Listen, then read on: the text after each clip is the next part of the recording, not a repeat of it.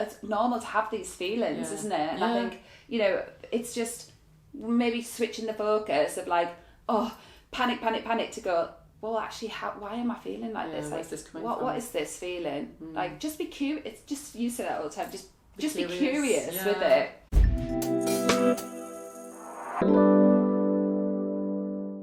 Hello, Maddie. Welcome. Cringe. How long have we talked about doing this? About 3 years. Roughly. Yeah. Been in hiding. Yeah. We've been saying, and what I love about this is that we've agreed to kind of just wax lyrical. Well, this is what we do anyway, isn't it? This is what we do. And then every time we get to the end of a conversation, we think we should have recorded it. So we are actually. So I'm just concerned now that we won't have anything to talk about because we've talked it all out. We can hark back, but yes, I mean, obviously, well, the birth of How Change Changes You podcast happened in your bakery, Madi Bakes. Yeah, either in my bakery or my kitchen. Yes, well, yeah, maybe an amalgamation of the two. Yeah.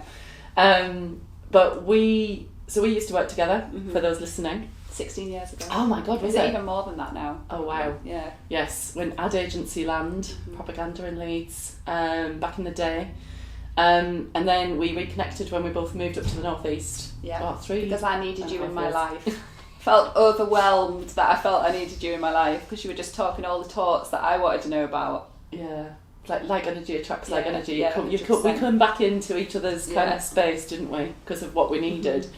But yeah, obviously there's just been so many changes. All the time, isn't it? So daily. Many. And this is the problem with when you go down the route of change, isn't it? That you go down a rabbit hole of like change after change and lesson after lesson after lesson. Yeah. So that's why I thought that I didn't want to do a podcast because I never got to the conclusion of the change. I never could go, I've now changed and this is my story.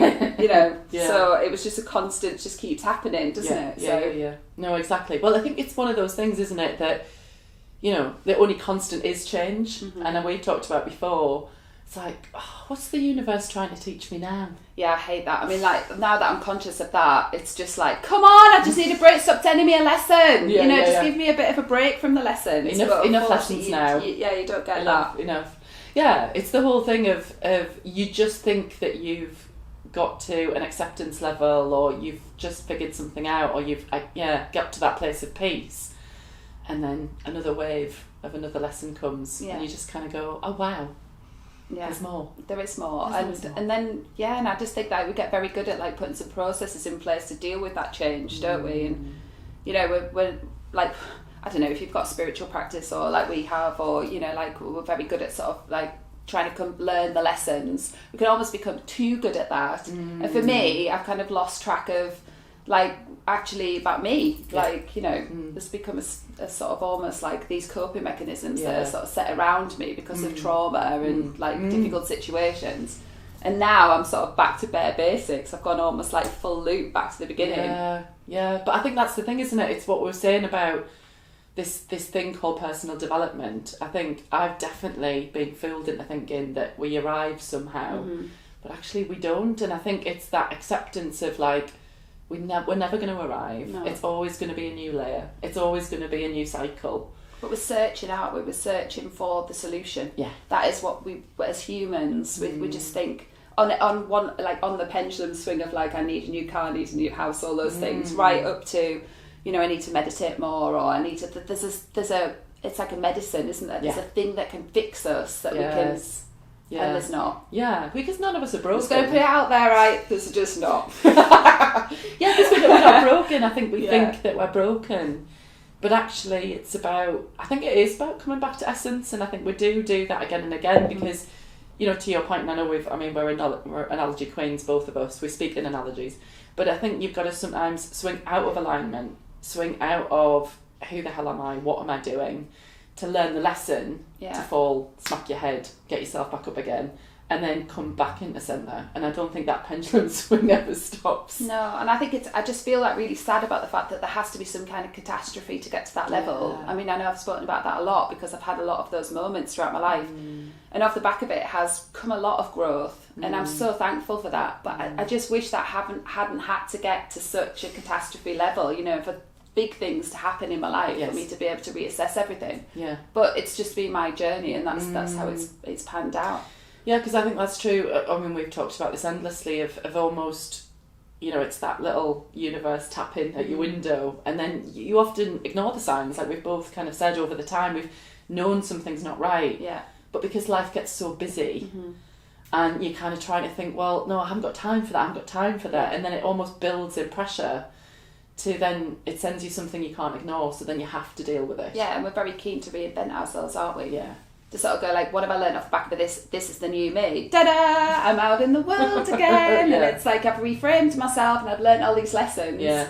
And what happens, well, personally for me, what's happened is I become that character, and then I get lost again.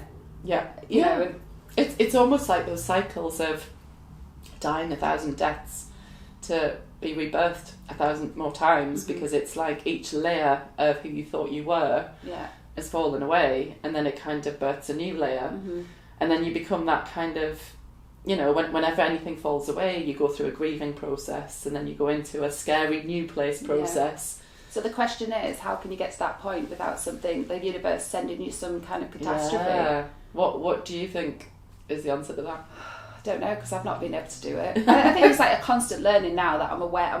There's an awareness now. Yeah. That I need. There's certain things that I can see when I'm spiraling. I'm losing control of things. So there's become more of an awareness, but I don't know. We've said this on your other podcast. That the universe will throw the stones at the Pebbles, window. And you'll just go, I'll just sideline that. And then unfortunately it comes and blows your life up, and then you have to pay attention. And I really do believe in that. Yeah. Yeah. But do you think over time? Because I mean, when you just said that, I think awareness is the key, isn't it? Because then you can notice the patterns that you normally go in, and you go, oh, I think this might be a precursor. Yeah, and you can stand back from it and be a bit more of an observer, can't you? Yeah. Because especially because I've just had some, I don't mind talking about it. Like I've had some bad news, some health news, something that I'm probably going to have to face, whatever the outcome of that is. And my go-to all the time would just be and other people were advising me to just just keep going, just keep busy, just get to the appointment. You're just going to keep busy. And then there was, because of the work that I've done, probably there was this awareness of if I do that, when it gets to that appointment, I'll have a heart attack. Yeah. I was so in terror, and this week I've just kind of moved away and sat in the feeling of all these feelings, let them disperse, and sort of being vulnerable, and the strengths come off the back of that. Now that's a huge lesson for me to know how to do that. And thank you as well for being so open to share this, because I know this is deeply personal, but as we were talking, I think we were both saying that we know so many women, primarily women, who are almost such givers, parents, busy working, owning businesses, or doing a busy job, where it's almost this conditioned thing of everybody else is priority, and then I'm at the bottom of my priority list. Super sad. Yeah. There's my first reaction, we've just talked about before, my first reaction was oh no, if something happens to me, the poor kids. Oh, my business, what will happen with that? What will happen to my boyfriend? Oh, poor people that are going to have to put up with this. I'm not bothered about myself. It's all about, I just saw those words come out of my mouth, and I was like, what the fuck? Yeah. Totally. What is that? Totally. And it's just really made me think, what am I? Why am I so resentful to being a busy mum? Why do I get so angry about that? Because I love my kids so much. Obviously I want to do all those things for them. But there is a part of me in the day where I just go, what about me? And then I go into work and I love my job, but then inside I'm going, what about me? Yeah. And then, well, what about me? Because I never bothered about me. I'm not even paying any attention to me. Yeah. So of course I'm fucked off. Yeah, of course. Totally. Totally. But my identity is those things, it's characters, and that builds up me. But if all those things are stripped away, on every level, there's so much to talk about here, isn't it? Your looks disappear, your health disappears, all these things that we're hanging on to so fucking tight. Yeah, totally. If all that goes, what are you? Yeah. Are you worth living for? Yeah. Are you worth living for? It's huge, isn't it? Because it's emotional. It's totally emotional. And I think it's almost that thing of, and what we're alluding to as well is a potential cancer diagnosis. it is that life-death kind of thing when you're faced with it. It's almost like it is this awakening moment where you suddenly, and I think what's been powerful for me to witness of how you've dealt with it is that to see you in fear state, which is totally natural, but then I think with all of the work that you've been doing internally, to see you then shine that light of awareness on it and go, oh my God, that was my response. What about my kids? What about my boyfriend? What about my business?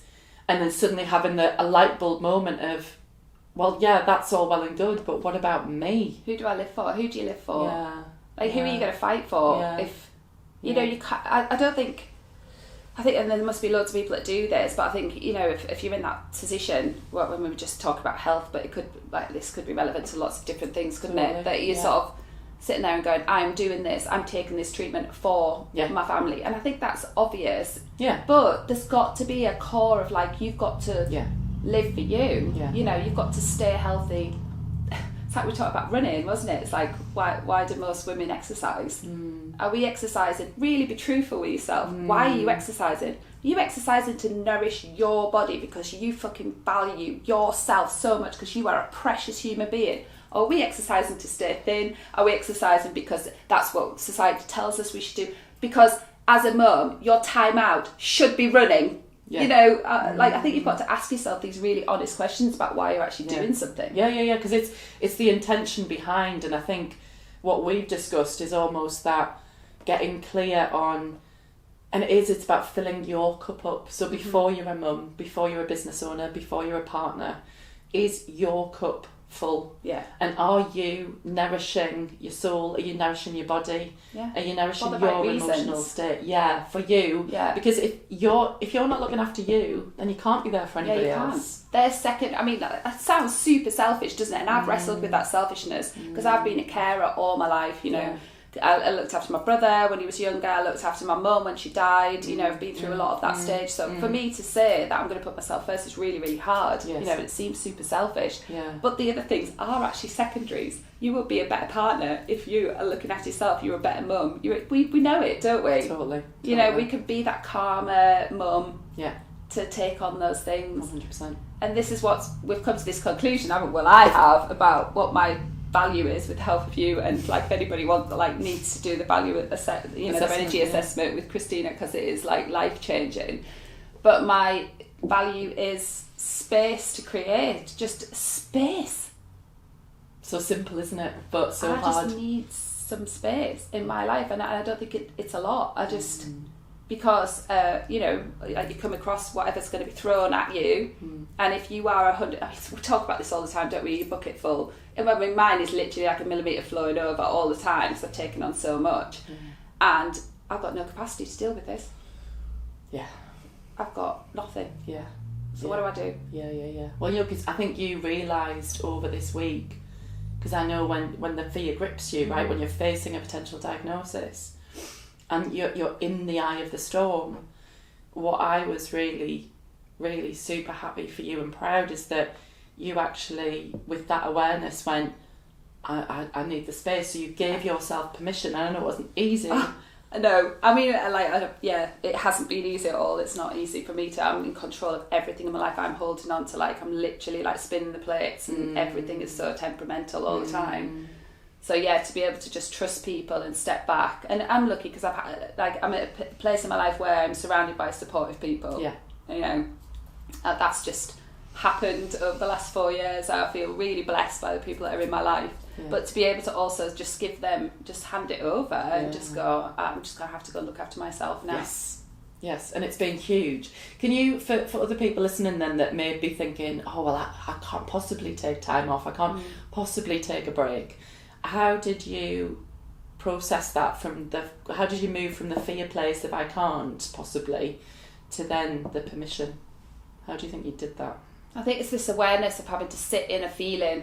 I think, like, I've learned that things grow like a monster if you just keep pushing them away, you know, and you fill them from other areas. You know, this idea, I spoke to somebody about this earlier on, is like, you know, your self-worth. And I'm happy to openly say that, like, that is something that I need to work on myself, how I value myself. I think it's because of trauma that I've had in my life, and you know, a lot of like abusive kind of conversations that happened when I was younger, and like and stuff like that. The self-value is not there. And so obviously that's an extreme level, but I do suspect that the self-value is possibly missing from a lot of people, and we've put a dam up against how it should be naturally fulfilled, how it should be naturally sourced, and we've filled it from other areas. Yeah, so it's not from like source validated supply. by, you know. So it's almost then seeking validation from external sources and cutting off your own supply. Yeah, so sitting and kind of going, whatever, that's going to be super uncomfortable, isn't it? Because I'm going to open that. I'm like, the terror is building, the fear, all those things. You're losing yourself. Yeah. But as we know, the only way to disperse that feeling is to sit in it. Yeah, allow it. And open that floodgate and just let it whoosh through your body. And how can we do that if we don't have any space to do it? Because we're terrified, we don't even know what's going to come off the back of that. Yeah, right? that's the thing, it's the fear of the unknown. It's like, what happens if I allow all of this stuff to come up? I'm not going to be able to function. What happens if it's so overwhelming because I've bottled it for so long that I can't function as a human anymore, like to do all those things that everybody else needs me to do. Totally. But I think, and that's why you need that space, don't you, to maybe, like going back to how you manage that before the catastrophe happens. It's like giving yourself a little bit of space to just open it a tiny bit each day, or just open it like one day a week. Yeah. Just let it filter through a little bit. Yeah. You know, rather than having to go, I'm just going to open it all up in one go, which, you know, it's my like. Well, yeah, but I think to your point, it's finding your own way, and I think that's the interesting part, that this is not a cookie cutter approach. No, it's not. And it's how you process things, and I think it's almost like through the doing, the exploration of, you found what best suits you, what best works for you. And mine's very extreme, you know, like I'm a creative person, so that's like the core of me. I need to have that space to create. So that to me looks like getting up in the morning going, this is my space day, which we love, don't we? Yeah. Hashtag space day. Yeah. And going, right, well, I might just sit and stare into space for a bit, and if I want to do that all day, I might just do that. And then, what would probably happen with me is I would have the space to create, so I'd be like, I just want to like pick up that piece of paper and cut it into 17 little bits and stick it on a piece of cardboard, and like, you know, just letting that sort of evolve. Yeah. But for other people, that might be like, I'm just going to ring my friend up and go for a coffee, or I'm just going to, do you know what, I am going to go for a run because I need to get out there, or, you know, it'll look different for different people, won't it? Yeah. Because a huge part of your essence, and it's funny, when we did your values work, you know, one of the clear things is creativity, and I know you said, well, that is me, that is the essence of who I am, and so what you found was almost, but I need to give myself the space to express that creativity, because you've noticed that as soon as that gets constricted, as soon as I have to, I don't want to do it.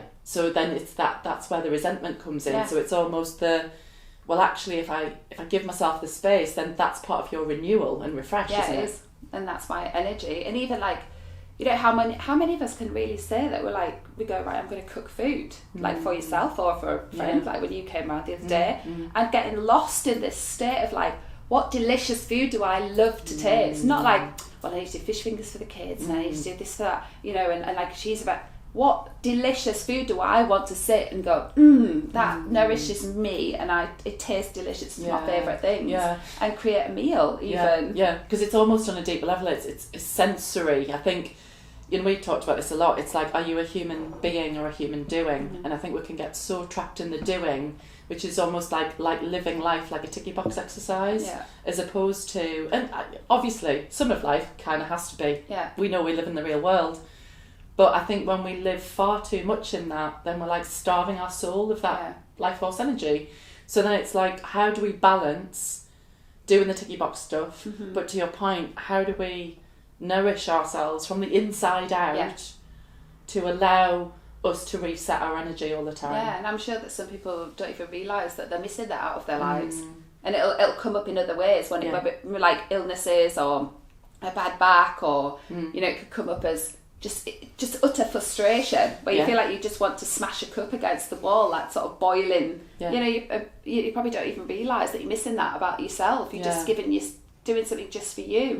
No, and I'm pleased you brought up that example, because that's been something else that we've talked about, that for me, that I've noticed within myself and others, that's a signal. So if you're feeling frustrated, angry, agitated, that's a part of you that's trying to get your attention. Yeah, it's a trigger. It's not really because of that person who's looked at you the wrong way in the school run, or it's not generally. Yeah. It's something deeper. It might be. Like, people are irritating.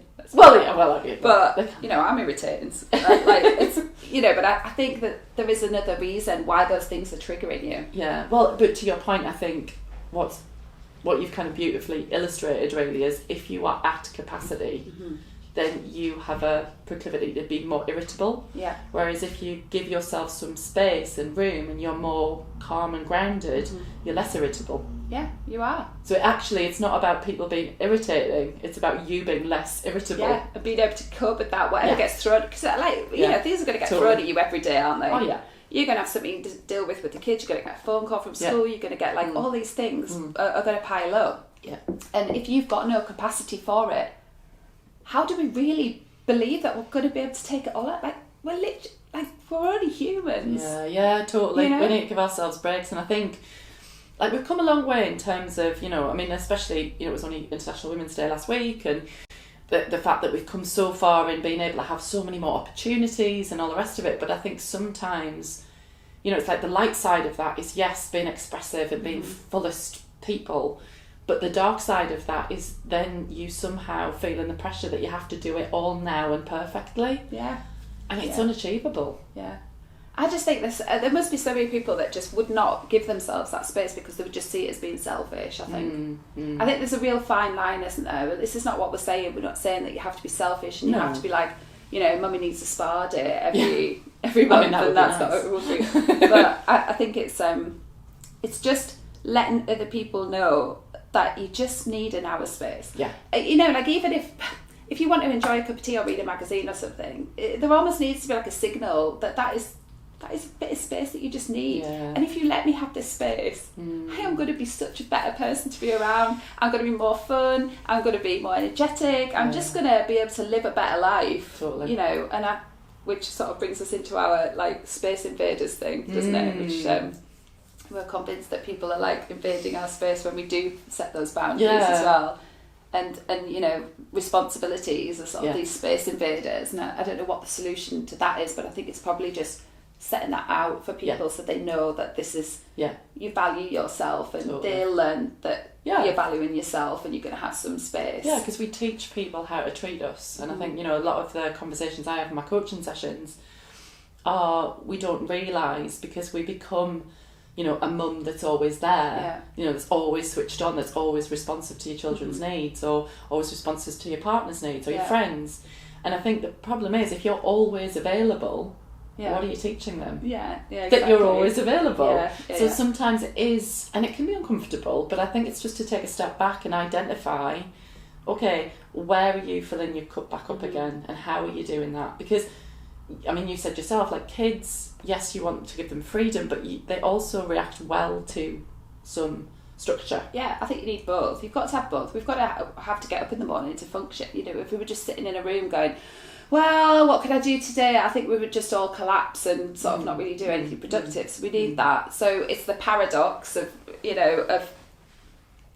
carving out some space. So planning some space, which just totally feels like a bit of a weird way around of doing it, because you want it to be spontaneous, right? But I think the practicalities are that you are going to have to carve that time out to have flexibility. Yes. And give yourself half a day of this is planned time, or I know it's that's an achievable time. or an hour. It's protected time, where I'm not going to be really questioned about what I do with that time either. Yeah. It's a flowy, free kind of whatever I feel that I need to do, and what as a human, what do you need to do in that space for you? It's not for anybody else. That self-indulgent, selfish thing that we all feel really super uncomfortable about. Couldn't possibly, how dare you put your needs ahead of anybody else's? How very dare you? It is that thing of, and we're always talking about new business ideas, and by the way, if anyone is ever stuck for creative ideas, go to Madi. She's an idea machine.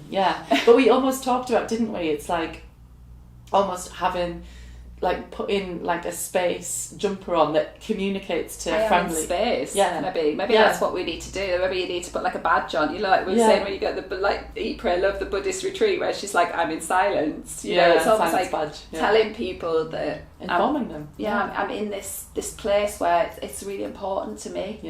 To be here right now, so that I can be a better person. Yeah, because you and you know, again, what you were saying about we're modelling this behaviour for others, to say that it's important that you put yourself first, because if you burn out, then nobody benefits. Yeah. And I think something that we that I heard the other day on a podcast that I think it was a Mark Groves one, about sometimes we've got to swing into selfishness to like re-find our sense of self. Yeah. And I love the way that that's described, because I think for the longest time, to your point, selfishness has had like this negative connotation. Absolutely. And actually it's not, it's dipping back into feeding yourself, so then you have the strength to feed others in a sense. And knowing yourself. I mean, this is the thing, like the main thing is knowing yourself. So like there'll be loads of people, won't there? Like I've been at this stage. I mean, when I quit my job and sort of had a bit of a rechange, and I remember like somebody saying to me like, just go do some stuff that you love doing, and I was like, I don't know what that is. I don't know what I enjoy doing. And I think if you don't have that space to be able to learn who you are, what you like, possibly like for mine is an extreme level, you don't know if you really like yourself. You don't know if you love yourself. Hugely, because I think, and this has been my personal experience as well, it's almost, you look back and you think, oh wow, that's how I self-abandoned, because I was too busy living by everybody else's expectations. Primarily what I had to do was a human doing, and ticking all the boxes and doing all the things, that you slowly, incrementally lose your sense of self, to the point where when something does end, I mean for me it was my relationship, it resonates with me what you said of like, what do I enjoy? I can't even think of what that is. Like, do I want to hang out with me? Yeah. Because how would I possibly know if anybody? Not because like, oh, I'm a great person to hang out with, because I know what everybody needs. I could be this cool person to go out drinking with. I could be this, like I'm a party, whatever you need. I could be whatever you need. You know, that's where we get stuck. But actually, do you like you? And like I've had conversations with, I'm going to say especially women, because like I think this is because I'm a woman and I have these conversations with the women primarily. But when I have said, like, how do you feel about yourself? Do you love yourself? Do you like yourself? Like, there's usually quite a lot of emotion that comes off the back of that answer. Definitely for me. I think feel it's sad for that person, that human that's, whether it's the 8-year-old you or the 45-year-old you, which I am next week. Level 45. Just, how sad do we feel about the fact that, I don't know if we truly love ourselves and like ourselves and know ourselves. Do we know what we... Well, that I think, and that harks back to, you can read endless self-help spiritual books, go on workshops, but I think the key to doing the work is actually sitting with the feeling, allowing it, go through, like ride the wave. It's like the easiest solution though, right, isn't it? What you say, like if somebody said to you, right, the solution to all this is just need to sit with yourself for 10 minutes a day. And it's the hardest thing to do. It's the simplest. Because I can't give myself that time. But it's hardest. I always remember someone saying to me that the hardest position in yoga is Shavasana at the end, because you've got to lie and be with yourself and not be run by this constant busy mind, which we all are, but it's to create the space of and becoming the observer of, using my one of my many favourite quotes, that remembering that you are the whole sky. You're the expansive whole sky. That's your consciousness, and then all of the busy mind and the emotion stuff, it's just weather. And I think if you allow the space, that's been a really powerful thing for me, to kind of detach from it, because I think the moment we start attaching ourselves to the emotion or the feeling, we end up then creating a narrative. Because you wanted something, you're going to lose something. It's this like you are love thing, but you are made up of love, which like I heard that so many times, and you've said it so many times. I was like, nah, don't get it. Don't get it. Like, felt like, why don't I get that? But I do get that now. I get the fact that you have to be a whole person. In the dark night, when you're sitting with yourself and everything's gone, you need to be full. You're just a complete ball of love, and you've filled that up. Yeah. So that whether you're in a relationship, you're not looking for anything. You're not looking for it validation from a job or a title. I mean, I used to get like wrapped up with the whole like job title thing. Yeah. Like I was all of those things, and then if those things go, you're not losing anything either. Yeah. You know, but how do we fill ourselves up so that we're in that ball of love? Like it's I'm not saying it's easy because it's super. It's life's work, I think, isn't it? And I mean, we joke, don't we, to say, in back what we said at the beginning, this is the evolution. We're built to evolve, not revolve. And part of that evolution is letting the old stuff die away to let the new stuff come into being. But we also talked about part of that, you are love, so you'll never be without it. Yeah. And that's really hard for people to understand. It is. It will. I like, if anybody doesn't understand that, I don't blame you. Because it is so hard to understand. It is. Well, yeah, because we're conditioned to believe that something will complete you, something will add to you. I'm wandering around like half a person until I find my other half a person that is going to make me whole. Yeah. You're already whole. Yeah, you are. And I think it's that thing of, we don't get taught this stuff in school. And it is like, we learn it through the school of hard knocks. Yeah. And that seems to be the way, but I feel like it's shifting. I'm maybe hopeful that it wants to be shifting. Yeah. But the other thing that we said is, and it was really powerful for me to think, because there's parts of us, parts of our old self or parts of our character that we maybe don't particularly love. And I always... Yeah, I spoke about this last night actually. Oh, did you? Yeah. It was that thing almost of, picture like a round table, and you were inviting all of the sides of you to sit around this table. All of them, mind. All of them. Yeah. Like, you're not banishing anyone. No. Like, even everybody from the little person who was hurt because, like, somebody said something that upset them at school and you bottled that away, they need to come. Yeah. The angry one, they always need to come because Yeah. there's a reason for them as well. Oh, absolutely. The jealous one, like, all of the different sides to your personality all add something to you being whole. Yes. And you learn something from each one of those. Totally. Everyone's got a message. If you go around that table, you're like, what's the lesson, what's the message, what's the message, you know. What am I learning? And then we can put it all together. Yeah. But unfortunately, what happens is we lock those people away because we don't want people to see those sides to us. So we can't learn anything from them. We can't ask them, why do you feel angry? Yeah. And that's huge, isn't it? Yeah. Because, and I think, you know, and it's a powerful thing to kind of consider of like locking that little person away It's so in a cupboard. Yeah. And they're, you know, maybe braying on the door to get out. And I think a lot of the time, that's why we see a lot of people that are quick to anger, because underneath that anger is unresolved pain. Oh yeah, and they just need to be. I mean, that little person just needs to be held, and you know, and understand why you feel like that. Yeah. Let them out and ask them, and sit with that feeling, and that's. I think maybe that's the key to the filling yourself up, isn't it? Because we're always going to feel like.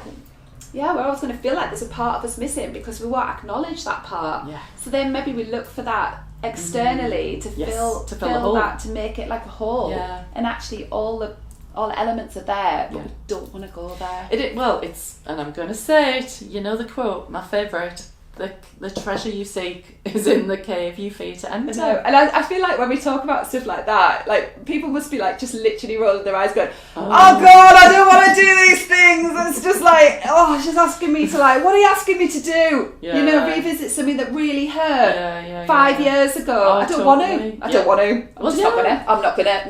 No, I'm not gonna. And then unfortunately it'll come back around in 5 years. Yeah, well it will, because that what we resist persists. So that little person that you've locked away in the cupboard, they're gonna break out. They just will, and then because ultimately, and this comes back to all emotions are energy in motion. They're designed to move through you to be released. Yeah. They're not designed to be suppressed and locked away. Because the more we do that, we're carrying that heavy energy in our bodies, and then what happens? It manifests then often in physical pain. Or you know, having a breakdown, or like smaller levels of just anger or unfulfillment. Yeah, no, it's huge. So a bit of a like step change, because you said to people before, like for the last 3.5-4 years, your journey, when you kind of consider the changes you've been through yourself viscerally, what would you say has been some of the fundamental changes that have taught you the most, like, about yourself and kind of have influenced how you show up today? I know that's a pretty huge question, but what comes up when I ask you that? Probably like to be curious, I suppose. The curiosity's there. Just to give myself a bit of grace in how I'm feeling. Like, be curious about those feelings and why they're coming up. Get to know myself. Like, I think that's it. I've just got to know myself and who I am, because I was all of the other things but not myself. I mean, and I've witnessed that evolution, you know, in you. So here's a question: if you today could speak to Maddie 4 years ago, or pick your time frame, what would you tell her? I'd probably say be careful what you wish for, because you know, I remember sitting on the floor and praying in some capacity. I'm not sure what I didn't even know what I was doing, because like, and I know this is going to seem like the Eat, Pray, Love story again, but you know, I was like, I am so unhappy. You know, please do something to change my life. You know, I didn't know what it was. I didn't know who I was. I was totally lost. I'd even stopped putting music on. Which is, I always talk about that, which is just such a big thing for me, because like, I love music. It's always on. There's always some music on. And unfortunately, the universe didn't exactly go to plan, because my whole life got blown up. My marriage was over. You know, like, I'd already been through a catastrophe because my mum had died. I'd cared for her, but I hadn't paid attention then. What did I do when my mum died? Got pissed and made sure everybody else had a good time. That's me, all over in a nutshell. Then I had my kids, and you know, and then I was so unhappy, and the universe went, right, well, we've tried a few approaches, we're just gonna fucking blow your life up. And you know, and then I had to start piecing it back together, which was a really big thing. And that's why people will sit, and I get triggered by this, I don't know why, but people are like, you are a really strong person. Because but sometimes you're really strong because you've had to be. I get that, you know, I did have a choice. I could have gone one way or the other, but I had to start digging in and seeing how I wanted my life to look. And it's a blessing. It was a blessing, because my life was obliterated, so there was nothing left. So I had to go, right, first part of the puzzle, we'll just start there. Then the next one. And you know, when I have recreate, you know, put myself back in a place that's much more healthy for me, and I've learned who I am, and I like me. I could say that now. Well, I've just witnessed you over the time, like, go from that, like, nothingness, which I think it's funny, isn't it? It's like, it's the universe kind of it gives you a passing storm to kind of go, actually, creativity comes out of chaos. And it's almost like we need a storm to sweep all of that away, to clear the air, for you to kind of go, like, and almost be shaken away, to kind of go, right, now that's all cleared, what are you going to put back in your life intentionally? And the strength part is the fact that I could have easily gone, I need a boyfriend. That was the big one. You know, I mean, for a lot of people know that I was single for a long time. I was single for 4 years. You know, I did not want to go there with that, and it would have been an easy win. I felt like I needed somebody else. I mean, I don't have any family. I'd lost my mum, and you know, I didn't have anybody. I had the kids. It would have been an easy one to just go, I need somebody. But I was super conscious of that, because I didn't know who I was and if I was attracting the right person. Because until I got to know myself, anybody could have come along and I'd have been like, yeah, you're all right, you know. And I was conscious, so that's probably the strength part that I had, to be able to resist that. Because I think to hold your own, that's what comes up, of almost, because I think, and we've both spoken about this, of again, it's back to that conditioning of, I need somebody else to fill the gap. Is it the cuddle crumbs? It's hashtag cuddle crumbs. Cuddle crumbs.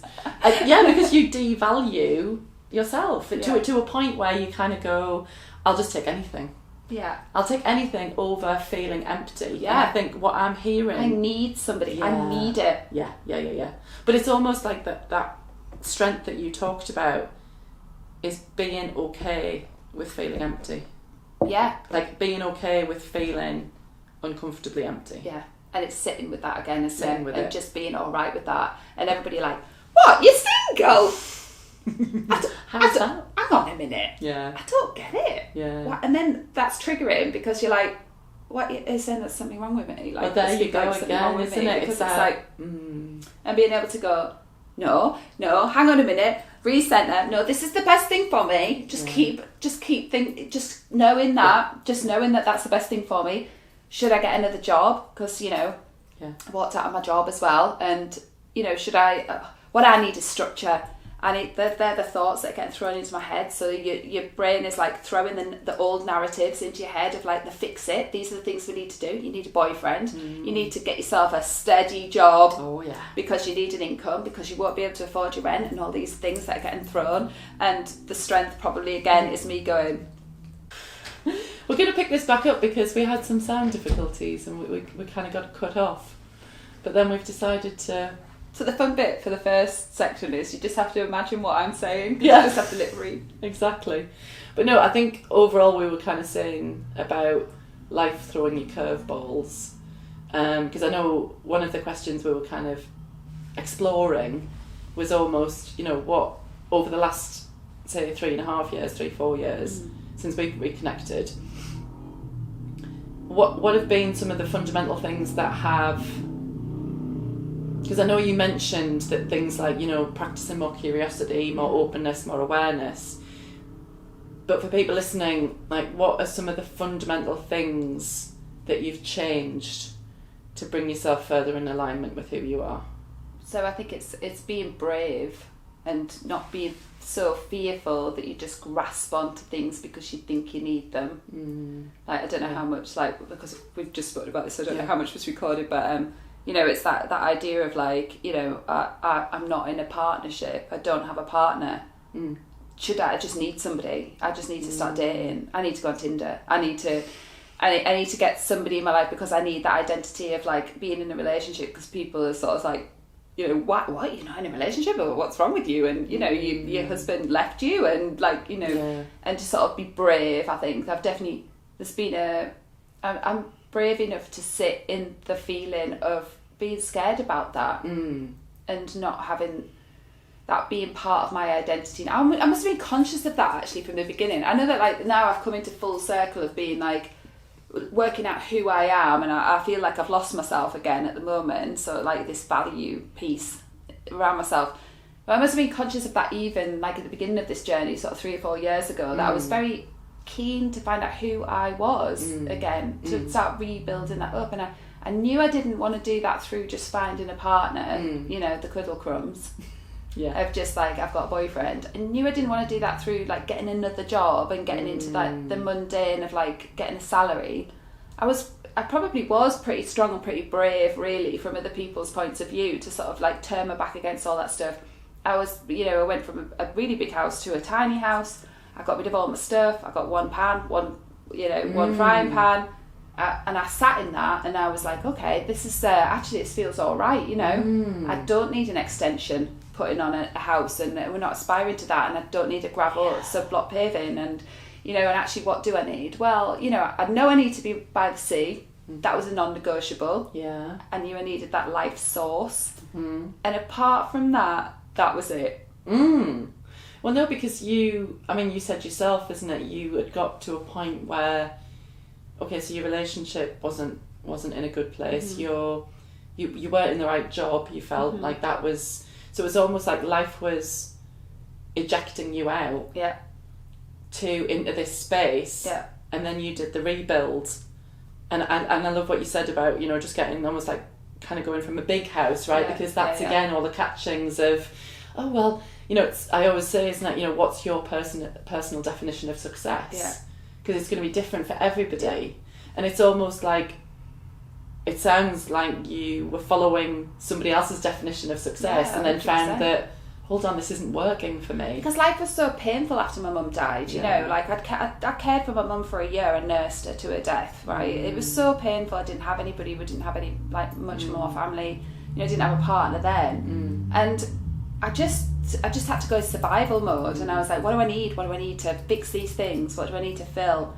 What do I need a job, I need I need a career, I need a big house, I need a partner, I need a husband, all this, and sort of what came off the back of that was this devastatingly unhappy life where I was just sad to the pit of my boots every day. And it's terrible to get to that point, isn't it? And like I've told you, and then the universe blew my life up, and like my relationship ended, and I lost all that stuff. I lost the identity of the big house and the job and the 2 cars and and all that stuff was sort of like taken away from me. Don't know whether I would have had the guts to take that stuff away. All of that wouldn't have happened. That's the sad thing. I really hope that I would have got to that point on my own, but I think it's super hard. Oh yeah. Well, I think to your point though, that's why it's almost like the universe kind of says to you, no, I had to make you uncomfortable, else you wouldn't have moved. Yeah. And I think back to my situation of like, would I have ended things because I felt similarly? Yeah. I'd lost my sense of self, and I was just surviving. I wasn't thriving in my life. I was going through the motions, living by somebody else's definition of success, and then that gets blasted out, and then you almost have to go back down to zero. To then go intentionally, what are the things that I'm going to put back in my life that I want? Yeah, and there's a curiousness that comes off the back of that, isn't there? Like I think there was, because I was single for such a long time. We spoke about like I feel lonely. Okay, well, maybe I'm just going to spend a moment thinking about if I could fill that up in another way than just finding a partner. Oh, that feeling's dispersed. Maybe I'm not lonely then. But if I'd have just gone, oh, I'm lonely, I need a date off Tinder, where would that have taken me on my route? And I think there's a braveness there of like, just sit with it for a bit. Yeah. Go back to the space thing. Just give yourself some space. Just sit with it. Yeah. What the answer will come. Yeah, if you give it space. Will. Yeah, and then you'll do things for the right reasons. And then I've met somebody and like that. I am in a relationship now, but it's been done for the right reasons. And I've known myself so much that when I did meet that person, I went, "This is me," and I could genuinely say, "This is me," and it's all right if you don't like me because this is really me, and I'm all right with me. Yeah. So, but I've got my big girl pants on now. So if you just not that into me, I can take it because I'm all right. Yes. I was all right before, and I'm going to be all right again. Yeah. So I can do it in an honest way. Yeah, and that's huge. That's absolutely huge, because I think we get terrified of being rejected. Yeah, and I think the reason why that happens is because we don't have that sense of self where we don't need somebody else to complete us. It's like, right, okay, I was okay before you, I'll be okay after you. Yeah. So then it's almost like you know your value, you know what you want, what resonates with you. And so when you see that in another, you kind of go, oh yeah, this works. Yeah. As opposed to my sense of self depends upon this person choosing me. And I'm going to be the kind of person that I think they want. Oh yeah. Because we could do that, and some people are better at that than others. I'm quite aware that I can do that quite easily because I'm a people pleaser, I'm an empath, I've always been a caregiver in my life. Yeah. So I could be like, right, well, what kind of character do I think you're going to want? And really, you would never know that. I mean, how would you even know that? You're not a psychic, but I think all you've got is it just comes back to self, isn't it? Yeah. It comes back to a bit of space, get to know yourself. It's just about you. It's that you're full of love. Yeah. And if you do that process, then that's it. That's about the building. It's bravery, isn't it? Oh, it's just being a little bit braver. Yeah. And I'm not saying like you have to be on your own for 4 years. No. That's not for everybody. No. But for me, that was my journey. And but just give it a little bit of time. Just be a little bit brave. Just sit with it for a bit. That's the advice I would give. Yeah. I would be like, don't instantly react to like that overwhelming feeling of like sadness, I'm lonely, I need something, I need a job, I need to change my job, I need to walk out this, I need to get something else, I need a bigger house, I've got to have those things. Just sit with it, be a little bit brave with it for a moment. It's the bravery that you speak is to create that space, to be curious, to respond to the space, because I often think, when we stop, you've almost got to slow down to speed up. If we slow down and just be, and then be curious, then we're open to receive those answers. Yeah. As opposed to closed and busy, because that's where we fall into the trap of people pleasing and just ticking boxes, as opposed to, no, actually, I'm gonna sit with this feeling, and I'm going to allow it to move through me. Yeah. And then the next step will appear. And then make a decision. And then make a decision. Yeah. So allow that next step to unfold as opposed to force it. Yeah, and be super honest with yourself. Like, are you really liking these decisions that you're making? Is this something that really nourishes you? You know, am I being honest about the person that I am? If I want to make friends with somebody, am I big enough to be able to portray myself in my authentic self for that person to go, I don't fancy it, I don't fancy being your friend? Well, yeah, because I think that when we spoke about this as well, as we evolve and change, it's funny, I talk to a lot of people about friendships maybe you've had since you were at school or whatever, and you end up just going, oh, well, yeah, they're my friend because I've known them for 30 years. And I must go see that person because I haven't seen them, it's on my list of things to do. Yeah, and it's like, you've got to stop and kind of go, well, hold on, does this friendship, does it still fulfill me? Does it still feel good? Yeah. Can I feel like I can be fully myself in that person's presence? Or do I feel like I'm having to put on a play? Yeah. Or pussyfoot around them in case you might upset them? And I've got a couple of things of like proof to all this. Like I do think about that. So obviously I couldn't just carry on down this journey if I didn't have any proof, but there's been a few proof moments, and one of them has been like connection with beautiful humans and friends. And since I've been myself and got like rebuilt myself the way that I want to be, like I like myself, and done that work, amazing people have come into my life. The kind of people with the conversations that are just like, I am buzzing off after these conversations. They like plant these wonderful seeds in my head. They inspire me, they create nothing, they don't drain me. I'm so blessed that those people have come into my life. But I do think that's proof of me just being honest about who I am, because I'm not for everybody. Well, no, I'm just nobody not. Is. Nobody is. Yeah. It's you've got to be honest about that. And relationship wise, I've been super honest. Yeah. Awfully honest. Which has been really, really hard. Well, no, but it's true. I think that becomes, when you, and I've realised this as well, I think when you become clear on who you are, what you like, what you don't like, and then you align your decision and align with where you spend that energy, where you spend that time, then it's almost like it becomes a magnet. You become a magnet for the same energy that you're resonating. And I think, we've joked about, Madi Bakes here in Whitley Bay. It's almost like it's become this charged epicentre. Yeah, it has, It attracts people in who are like-minded. Yeah, and want to have those open conversations and are not like, they're not intimidated by that open conversation. I will be very open about my life. I don't really hide, probably should hide more, to be honest, but I'm not doing anything that I'm ashamed of, so then I've got nothing to hide, have I? And those open conversations. You see some people are just like, it's too uncomfortable, and I'm not. Well, but again, it's everybody's exactly where they should be on their journey, and if that openness makes you feel uncomfortable, that's totally fine. But own your discomfort, and you can exit the building. Do you know what I mean? You don't have to your point, not everybody is everybody's cup of tea. And that's okay.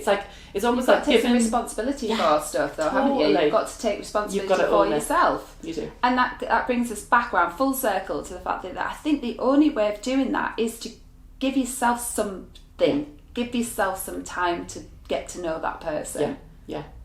If you had to write to introduce yourself to somebody, just truly like that is so honest. The answers to those.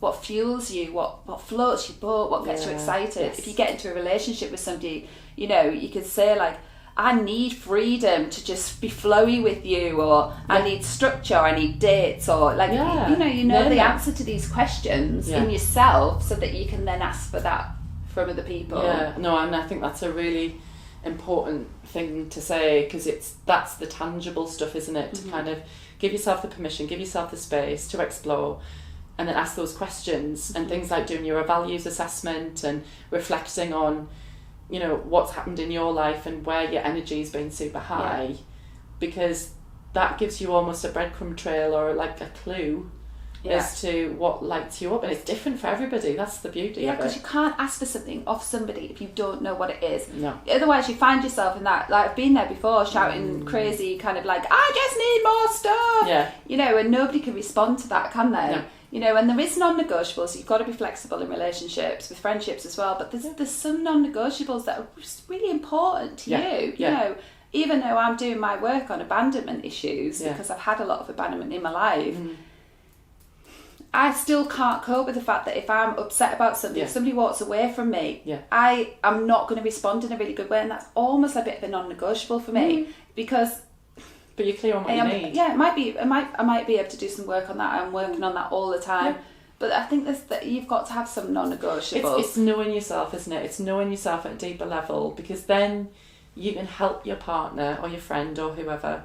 Because everything is in relation. So then we've got to, you know, and we're not all mind readers. Yeah. So sometimes you've got to give them a helping hand and kind of go, you know what, actually, when this happens, this is how I feel. Yeah.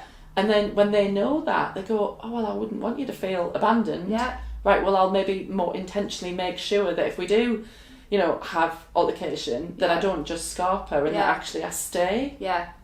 Because then they know now. Yeah. But it's amazing, isn't it? It's like the fact about we're verbal vocal processors, aren't we? So to other people, like basically what we're doing is we're throwing all the words up in the sky and we're moving it around, but we don't know what the answer's going to be yet, but we're just putting it out there. Yeah. And if you don't set that up for somebody who's a totally logical thinker, they're going to be like, oh, I just can't. Like, they're trying to like get to what you're talking about. So you almost need to tell somebody like what you're doing, like talk them through the process of what you're doing. I'm just processing it and then almost getting to that point. And I think that's another important thing to say, that everybody processes things differently. Like we happen to be verbal processors, so we talk a lot out, but there are a lot of people who need to go away and internally process. I mean, look, like I'm in a relationship with one, you know, I've had to learn that lesson, that's what he needs in his space. I give him the information. This is super like funny at the beginning, because like I've never met anybody like that. I give him the information, he goes, okay, and then he takes it away 3 or 4 days, processes it, and then he comes back with a conversation off the back of that. And I really appreciate that. I really appreciate that effort that he puts into processing something and taking those feelings on board, and then we move forward.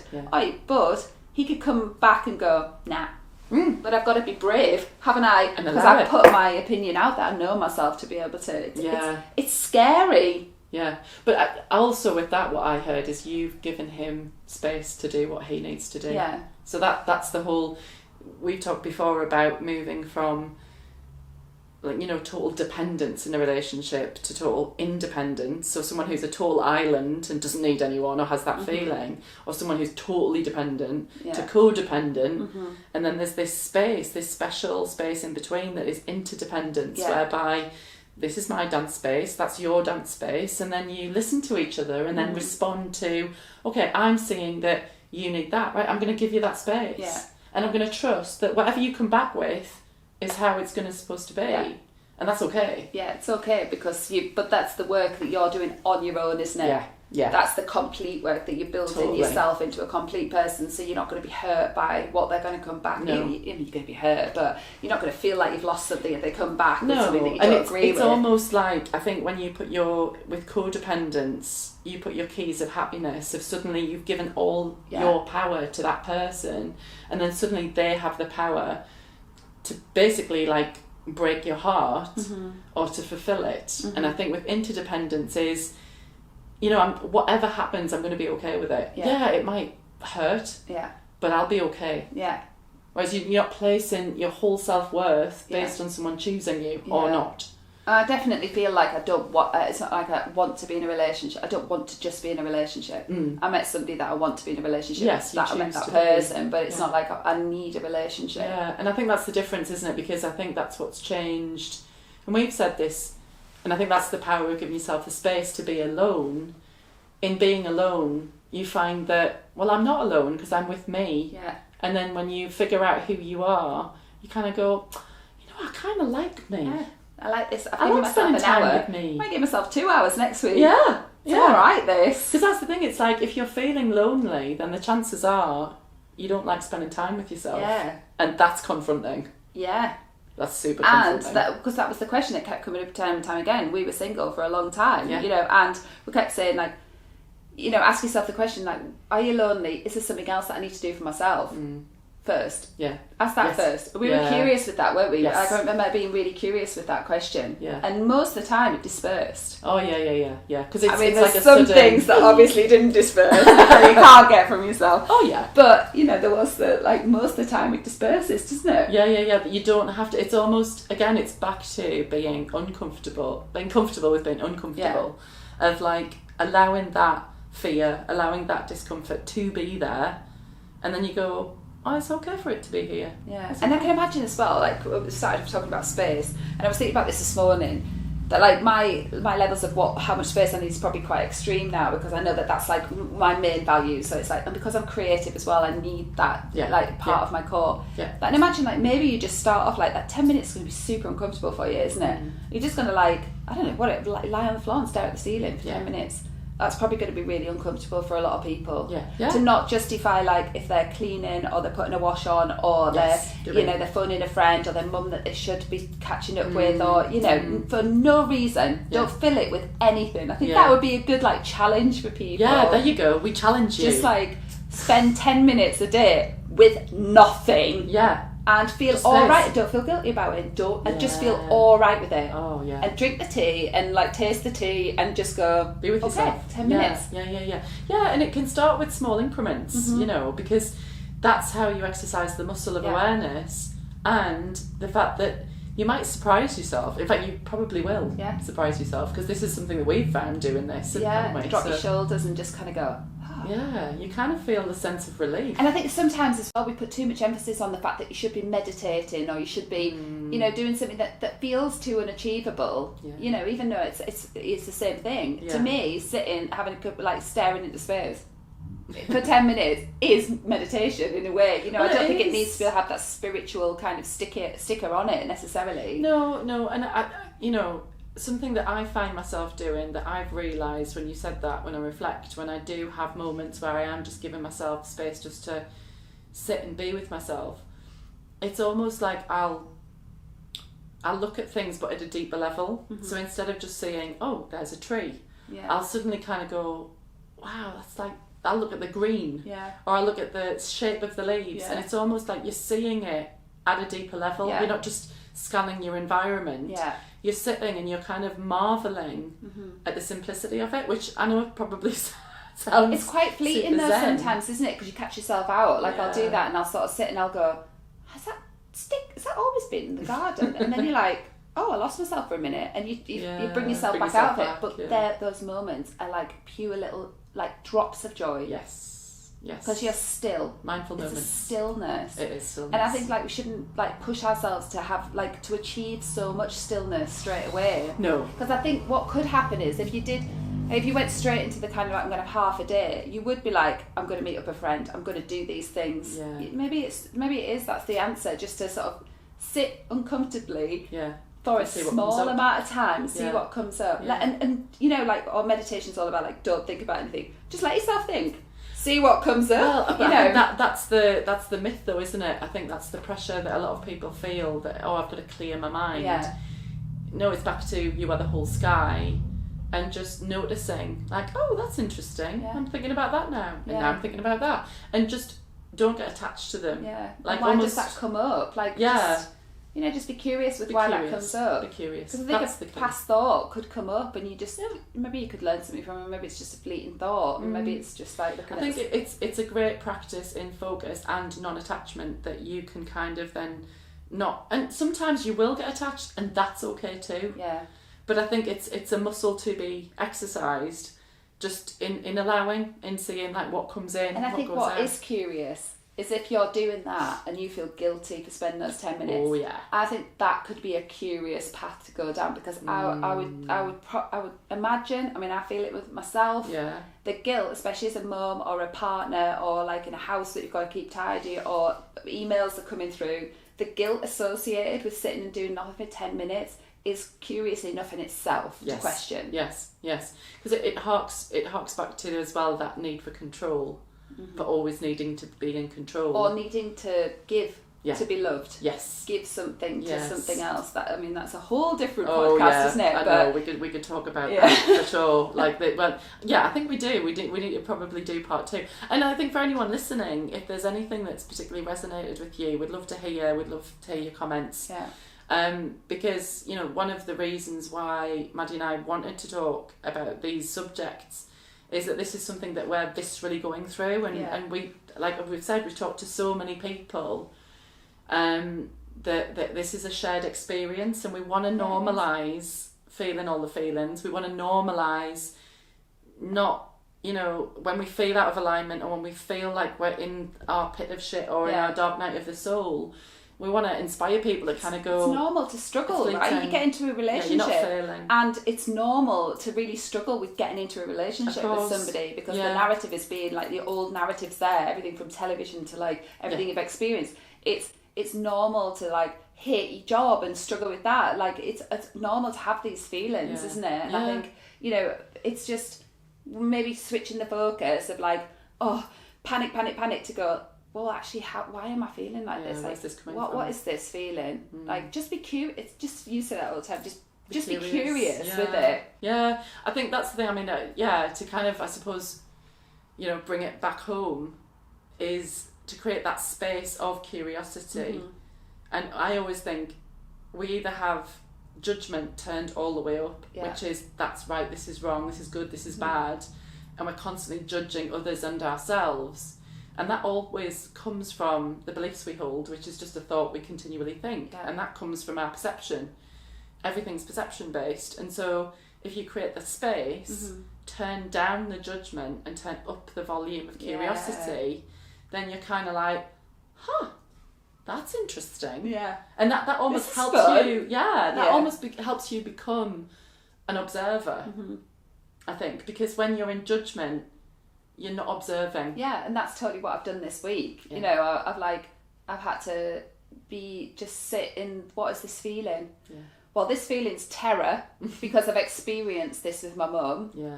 So is this, is this my story? Is this where I'm going? That's the fear, isn't it? The fear element, and sitting with that and going and allowing myself to have the space to let it disperse. Yeah. And actually, which bits of it are real? Which bits are real feelings that I've got to sit and feel, and which bits are just stuff that... stories. Yeah, stories. And just kind of get to know that narrative and view it in your mind. No, I love that so much. So we've covered so many grounds, which we knew we would. This is how we roll. Well, I mean, it's this literally like this, people. Yeah, it's like about a 5-hour conversation Absolutely, a week. Absolutely. But no, to throw it back to you guys, I think... And also, we love talking about this stuff. So if anybody did have a question or wanted to carry on the conversation, or wanted to spark off another conversation, and then we could maybe we literally live and breathe this stuff, don't we? We do. We absolutely do. We do. We're on a massive journey, aren't we? That's not going to end. No. So it's just continuing. Yeah. If there's been one specific thing you've heard and you've kind of gone, I'd like to know more about that specific thing.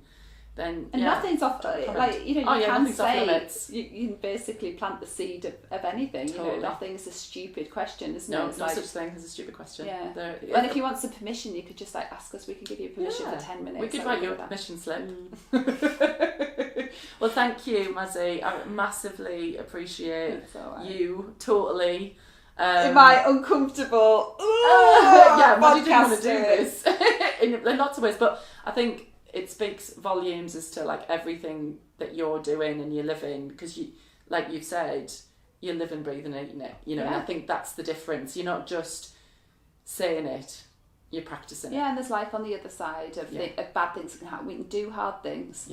Yeah. There's life on the other side of hard things that sometimes are really positive. Oh yeah, it's bittersweet. Depends how you view it. It's all about perception. Yeah. Oh well, thank you. You're a star. I hope you enjoyed it, peeps. Do let us know if there's anything you want us to cover specifically. But we'll see you on the other side. Bye. Bye.